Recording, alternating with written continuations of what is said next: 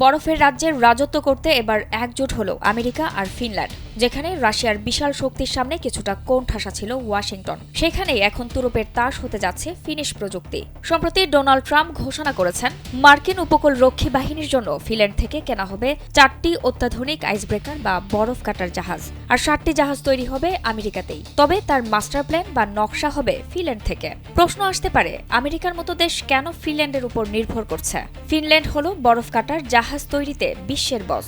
পৃথিবীর 80% আইসব্রেকার নকশা তারাই করে। ফিনল্যান্ডের কাছে এটা শুধু ব্যবসা নয়, টিকে থাকার লড়াই। কারণ শীতকালে তাদের সব বন্দর বরফে জমে যায়, যা সচল রাখতে তারা এই প্রযুক্তিতে অপ্রতিদ্বন্দ্বী হয়ে উঠছেন। রাশিয়ার কারণেই আমেরিকার এত তাড়া। কেননা উত্তর মেরুতে রাশিয়ার কাছে আছে 40টি আইসব্রেকার, সেগুলোর মধ্যে কয়েকটি আবার পরমাণু শক্তি চালিত। বিপরীতে আমেরিকার কাছে আছে মাত্র 3টি। জলবায়ুর পরিবর্তনের ফলে উত্তর মেরুর বরফ গলছে, আর খুলে যাচ্ছে নতুন বাণিজ্যিক পথ ও খনিজ সম্পদের ভাণ্ডার। সেই ভাণ্ডারের দখল নিতে আর রাশিয়ার প্রভাব কমাতে এই ফিনিশ আমেরিকার জোট এখন সময়ের দাবি।